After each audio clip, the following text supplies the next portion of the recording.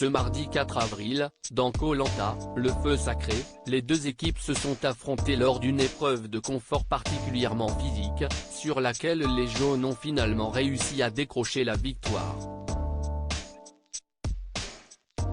Un dénouement qui a mis hors de Quentin et Frédéric, lassés d'enchaîner les défaites. Dans Koh Lanta, le feu sacré, les candidats ont de plus en plus de mal à supporter la faim, le froid et surtout les défaites, en tout cas pour certains. Chez les Rouges, Quentin, le père de famille qui a frôlé la mort à 2 reprises, n'a jamais caché sa frustration extrême face au manque d'investissement de certains de ses coéquipiers sur les épreuves.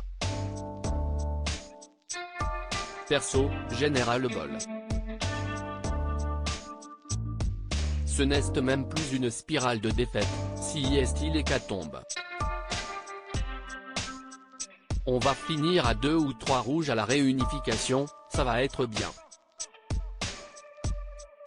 La colère prend le dessus, Gênes est gros sur la patate, avait-il confié à Denis Brognard, après être passé à côté d'un confort de rêve, remporté par les jaunes.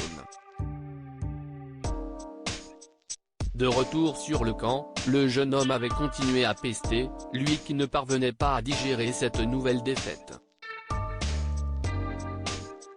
Ce n'est même plus une spirale si est un ouragan de défaites. Moi perso je ne peux plus, je ne suis pas venu ici pour perdre. Si les autres arrivent à passer outre en 5 minutes tant mieux. Moi je n'y arrive pas. Je ne sais pas ce qui ne fonctionne pas dans cette équipe. Général bol de la morosité sur le camp, avait-il déclaré.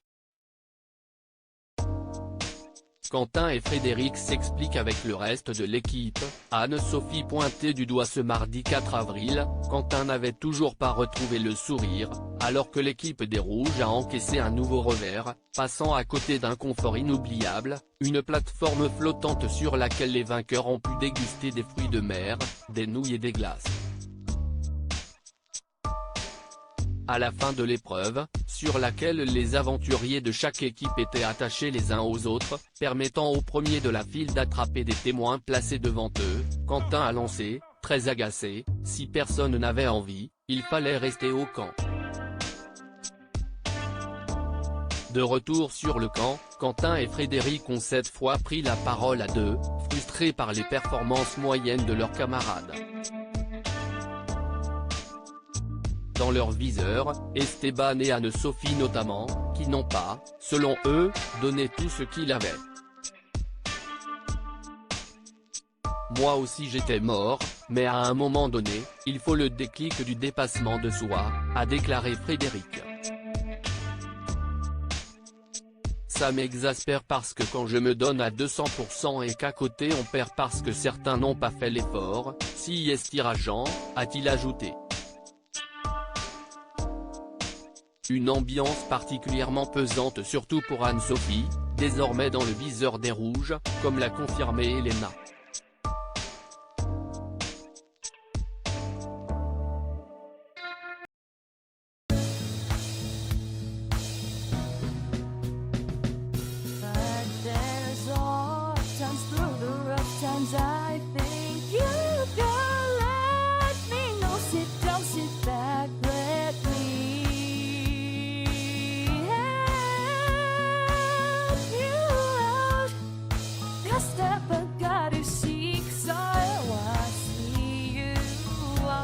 On your own, but